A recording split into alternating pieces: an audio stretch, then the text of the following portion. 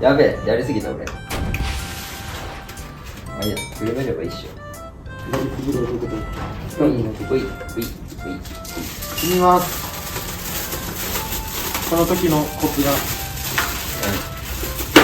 赤ちゃんを包むような感じでいいですね。赤ちゃんのホイルする。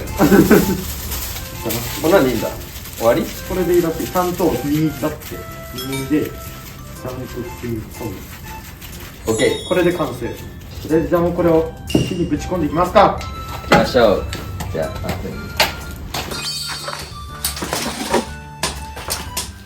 さあ、火の調子はどうでしょうか。おお、いい感じ。ここに入れればいいんだね。さっきに優しく包み込んだ紐をここにポーン。